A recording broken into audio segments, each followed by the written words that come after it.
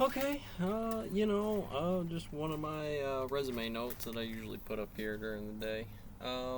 Pulled out some money from the bank. Me, I'm just playing around. I was just being careful with it because I'm up and down on a job, a site that I didn't necessarily want to be in. I don't like people necessarily trying to strong arm me to do the job that I'm doing well correctly, and it'll be a problem down line.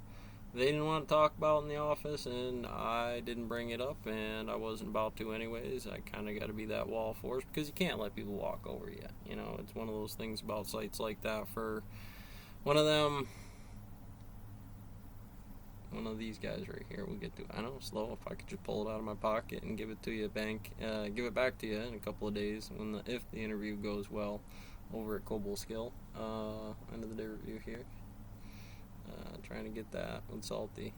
It's always one of them. But if I keep it on the camp, Arnarius and Imperius here or whoever, that's what the L brackets they become, and some rifle inspection for $100 bills, because this is the one I'm going to give it back to before I slide this one back to you. The rest of it, banker be like, be damn sure we do keep in mind forever. I know you did good. You had given me this $100 bill in the fire sale, any kind of fractal share we doing in town.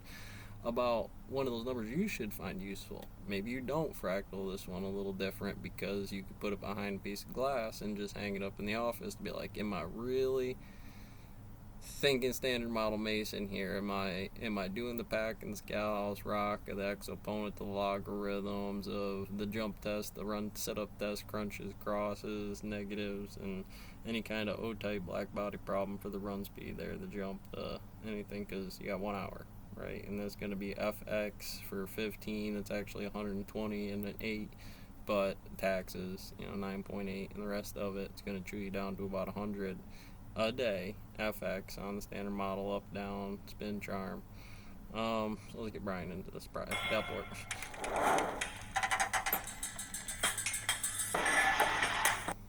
So as the president's latest apparent gaffe set back U.S.-China relations, let's talk about it with Republican Congresswoman of Florida, Maria Elvira Salazar. Congresswoman Salazar, thank you very much for joining us. You heard the president say he does not believe there will be any, quote, real consequences from the dictator comment. What say you?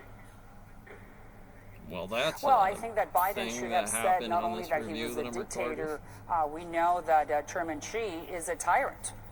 We know what China's trying to do, and look what they're trying to do right now in Cuba. China has been at war with the United States, an economic war, trade war, and now they're opening a new chapter 100 miles away from my home in Miami, because they are getting ready for a military war, and that's why they are setting up shop there with a logistics base, and they have another 4 spy bases since 2019. So basically the Chinese are penetrating Western Hemisphere, and Cuba is the first spot. And we have to say that the Biden administration should be sending a very strong message saying that we're not going to allow that. 100 miles away from my home in Miami and from Key West in Florida. But where the Biden administration hasn't said a word, and that is very worrisome. Florida is the home of more than 20 military bases, including Southern Command, including the home of Special Forces in Tampa, many port bases in North Florida, and 100 miles away in China, the Chinese will be able to intercept and to hear calls, read tests, emails, so it's impossible. And not only that, troops, because that's the new information, that they want to station Chinese troops in Cuba.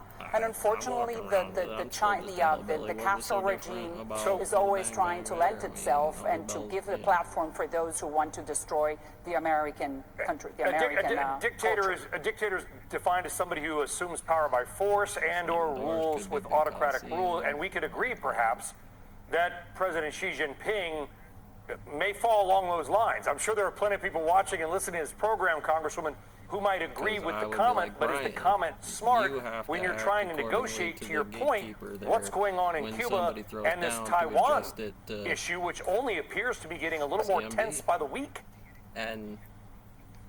But you see, when you tell me negotiating, and I think you opened up a very good point, Taiwan. We know that China wants to invade Taiwan, and Taiwan has proven in the last 70 years that freedom and a free market economy does very great good, not only for humanity, for the Taiwanese. And I say to you that if China dares to invade Taiwan, we should go and help them militarily, but then that opens the door for us to be able to go into Cuba and do away with those spy bases and with the logistic platform that they're trying to put together. So it's tit for tat.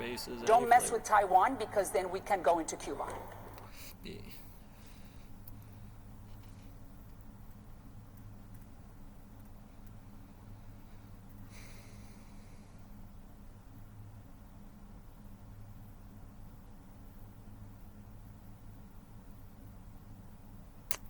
Well, there you go, bosses. I guess that's where I'm clocking into Cobleskill tomorrow.